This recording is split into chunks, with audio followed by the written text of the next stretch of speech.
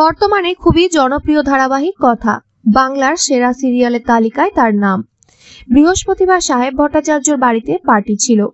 সেলিব্রেশনের কারণ ধারাবাহিক আবারও 3টি পুরস্কার জিতেছে। সেরা জুটি, সেরা নায়ক ও ধারাবাহিক পুরস্কার পেয়েছেন সদ্যই তারা, তাই সেলিব্রেশনে ব্যস্ত। এদিন রকমারি চাইনিজ ফুডে সাজানো ছিল অভিনেতা সাহেবের বাড়ি।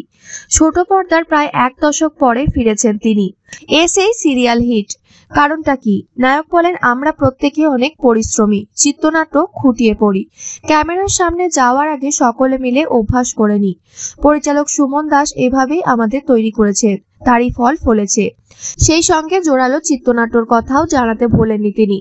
সমস্যায় থাকতে থাকতে মানুষ ক্লান্ত, তাই ধারাবাহিকে হাসি মজা ইতিবাচক দিক তাদের ভালো লাগছে। একাধিক ছদ্মবেশ, চিতাবাঘের সঙ্গে লড়াই কেমন লাগছে? নায়ক বলেন, পর্বে পর্বে যত চমক ততই রেটিং চার্টে ভালো ফল আসবে। আমাদের প্রত্যেকের অভিনয় দর্শকের প্রিয়। সাহেবের পরিশ্রমও বৃথা যায়নি।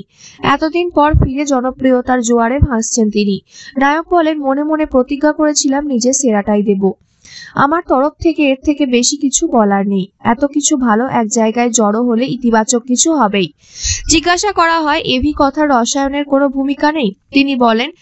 তিনি বলেন তখনই, হ্যাঁ, দর্শক আমাদের জুটিকে পছন্দ করেন। সোশ্যালে আমাদের ছবি, ধারাবাহিকের দৃশ্য রিলের মতো করে শেয়ার করেন, আমরাও রিশেয়ার করি, এটাও বড় প্রচার।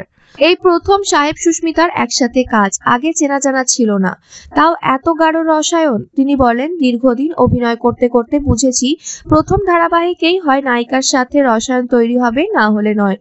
রবিবার গোটা টিমের পিকনিক ছিল। সকালে বাসে করে যান সকলে ফলতা। কথার সমস্ত কলাকুশলীরা উপস্থিত ছিলেন পিকনিকে।